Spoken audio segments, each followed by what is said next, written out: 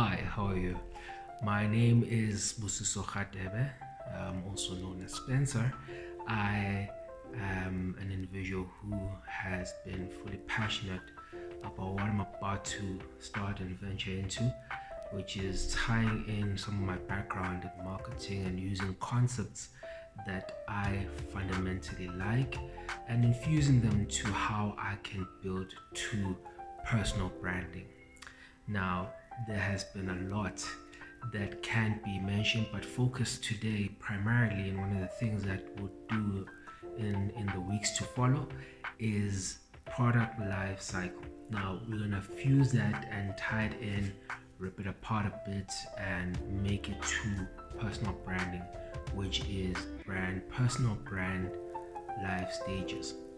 Now, in the product life cycle, the concept itself, it just tells you on how a product is developed, introduced, how the product grows, how it becomes mature, and saturation, and lastly, decline. I'm going to take that and really infuse that to how an individual really can be in their branding, personal branding. Now, in the introductory stage, it's when the organization fully puts in a lot of investment and time, research, and development to ensure that whatever that they're going to put out is essentially aligned with who they are. So that in essence speaks to when before you introduce yourself to your environment, to wherever you are currently, is that you need to understand that you need to invest in yourself.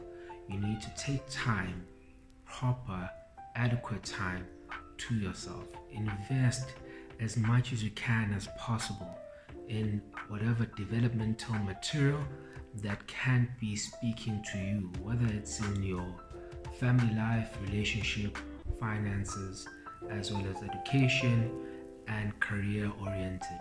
You can always find a way to develop yourself before you even introduce yourself, which is the next step. The next step now is an introductory stage. Now, introductory stage says that you have now launched yourself. You've launched yourself to the market, and people now can identify who you are, what your drive is based on what it is that you're going to be doing and what you've developed initially from the get-go. So by the time you get to development stage, you are fully aware of who you are, what you are about, and whom you are targeting. Essentially, who are you for and to whom you are not for. There's no quarrel or a bit of a contradiction to what you've identified and developed yourself to be.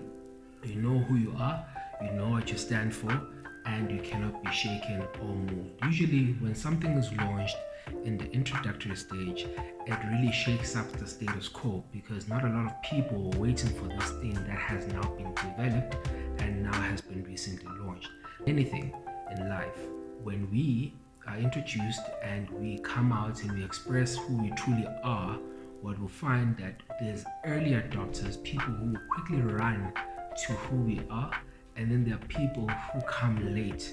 But there's always people when you come and start something, they're gonna either criticize and then wait for other people to actually jump on the bandwagon, and then they all of a sudden like it because they make decisions based on what people actually like, which is why we have reviews. When somebody has never been to something or is introduced to something, they always find out how other people perceive it to be, and then they make their decisions. And that is essentially what introductory stage is. But the trick is with the introductory stage is that the primary trick to that is the ability to not be overly exposed. So you don't overly expose yourself to the point where you actually people can nitpick of what it is that you've done and all of that. You bring out exactly what you want people to see so that you find out the acceptability of who you truly are, or rather not really acceptance of who you truly are, but you bring out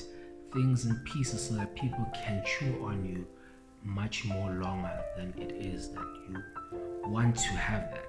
Then the third part or the third stage is growth. Now growth, it is when now after you've introduced yourself, after you've developed yourself, you are now at a point where the business or the brand itself, you are yielding more results for what you have worked for from the previous two stages.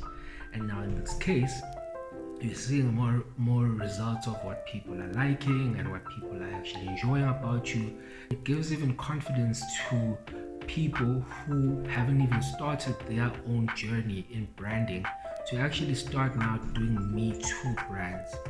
Now, what does that mean? Well, it's in the title or it's in the description, Me Too brands, meaning people are now so confident in what has been put out, or what has been developed, what has been introduced, that they are now confident to buy into that. They buy into that because they see what it does and the results and what audience it captures, and therefore they also want to be like that. Now, I've seen a lot of ladies, no offense, who have done a lot of vlogs when previously it was not such a thing. But because of the era we're in, a digital space, a social media space, now a lot of people have started their vlogs either for cooking, either for traveling, either for shopping, either for lunching, whatever it is. And then you realize that when they post these things, people who have to find an identity in their own brand or pick a Me Too brand that's already out there, they go to where they eat, they shop where they shop, they travel where they travel, and they post what they post. That is what is generally seen there. Now, the not disappointing part about the growth stage or any of the stages that we'll further finish and speak about is that at any point in your personal branding, who you really are, when you realize that, you know what, maybe I haven't developed myself enough to be out there and really put myself out in the way that I want to. And the results that I've received are totally contrary to what I actually expected. There's nothing wrong with that. And I think we tend to be a bit too hard on ourselves, that we can't go back into the introductory stage, really go in, dig deep, research, invest more and more of ourselves and our time in developing ourselves to make ourselves better from the introductory stage to the growth stage. Don't be hard on yourself. It's really not that bad. Then what follows then is the maturity stage. Now, everything in maturity stage is at a line. It's at the peak of the mountain. It's more consistent with time, which is what we've seen with a lot of brands, in fact, such as Kellogg, Coca-Cola. They've all been in the maturity stage for a very long time. Now, the trick in the maturity stage, you must stay longer. If you don't stay longer in the maturity stage, it's easy that you move closer to a decline stage. So that's where you want to be, because all the work that you would have done and contributed to your personal brand must not go to waste in a short space of time with people not identifying who you are, the iconic status, the legacy, and all of that, and what you've contributed to society and to yourself.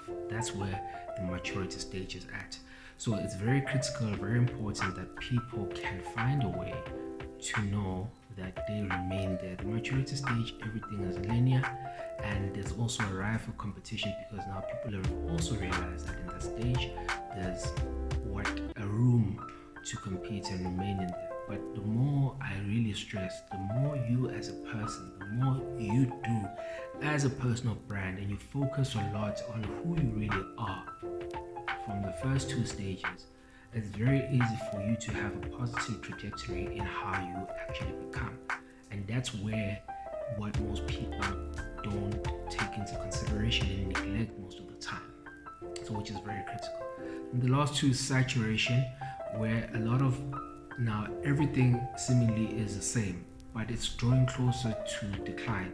Now at this point, it's important to understand that differentiation of who you are and innovating who you are is very important. Now, what do I mean by that?